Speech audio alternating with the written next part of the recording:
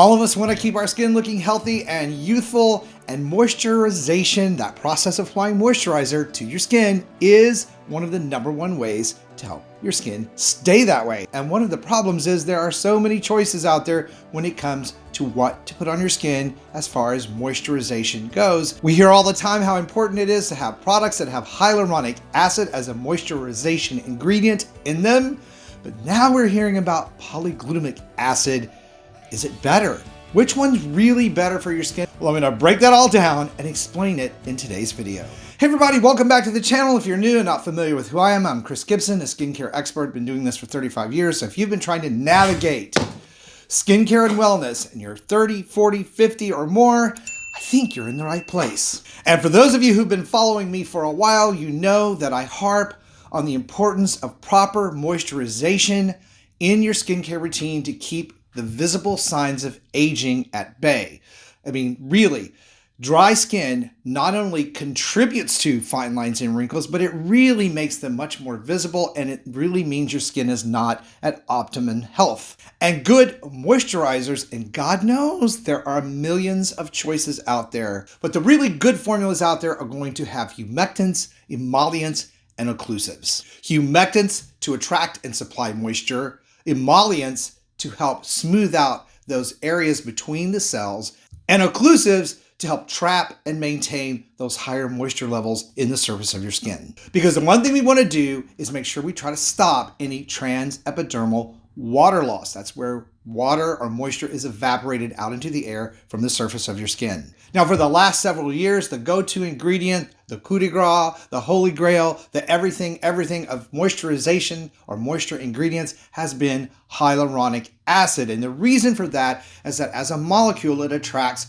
moisture from the air. Now, science says it attracts up to 1,000 times its molecular weight in moisture, and this is microscopic amounts. However, it's enough to really help hydrate skin, whether it's used alone as a serum or in a moisture product formulation. Hyaluronic acid is able to penetrate the outer layers of the skin fairly deeply, hold on to that moisture, but it does come with its own set of issues, particularly if you live in a dry climate or you have excessively dry skin, because in those situations, a hyaluronic acid serum can actually steal, rob, take away moisture from your skin and evaporate it out into the air, the very opposite of what we want to happen. Now, when it is in formulations that have emollients and occlusive, for instance, brands like Neutrogena has a whole line of Hydro Boost products that work very, very well across skin types and different conditions. Because again, in those types of product formulations, we have things like occlusives to help trap that moisture and keep it from being evaporated out. But now there's a fairly new kid on the block when it comes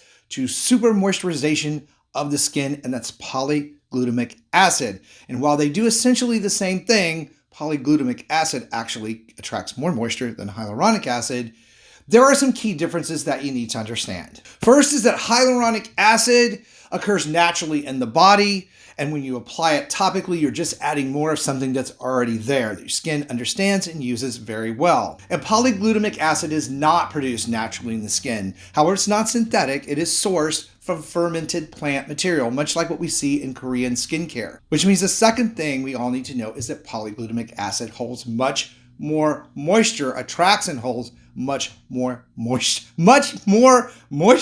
than hyaluronic acid. And the reason it does so is because of its molecular structure. It's able to pull in that moisture. Now, some scientific studies say that's 10 times more moisture it can hold than hyaluronic acid. And if hyaluronic acid holds 1,000 times its weight in moisture, you can imagine that's a very impressive amount of moisture being pulled and held into the surface layers of the skin. The third difference to understand is that because polyglutamic acid's molecule is much larger, it does not absorb as far down into the skin as a hyaluronic acid molecule. So it's only going to be able to supply that level of moisture to the very surface of the skin, which is still a really great help to those of you who have excessively dry skin, issues like eczema, psoriasis, and even rosacea. All can benefit from the use of polyglutamic acid. So you're probably already there ahead of me. The key thing would be to find products that contain both hyaluronic acid and polyglutamic acid, because then you're going to get a 2-for-1 sort of punch, sort of benefit from those products. The issue is there are not a lot of those really available yet. Hyaluronic acid does such a great job, has such a great reputation, that there aren't as many options with polyglutamic acid where you have to get that as a serum,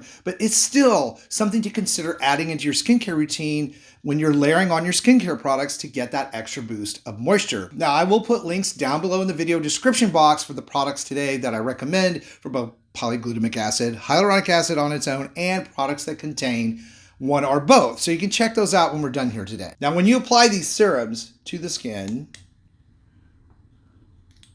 there's not a lot of difference in the way they initially feel on the skin. In fact, they're both clear serums and they absorb pretty readily into the skin.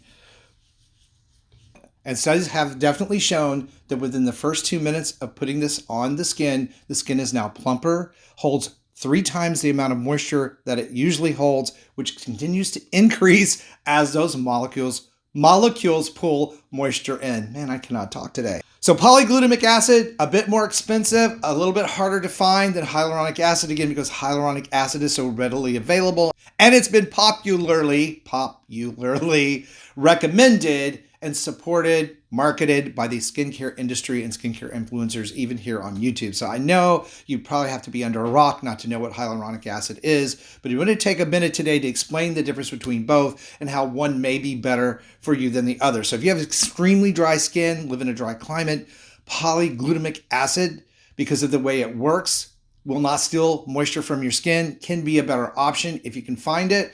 But it is really the combination of both of these applied to the skin that's probably going to be the biggest benefit to all of us. And for more ways to get even healthier and more youthful looking skin, be sure to check out this video coming up next. Thank you guys for watching. Subscribe if you haven't. Stay beautiful, and I will see you over on that next video.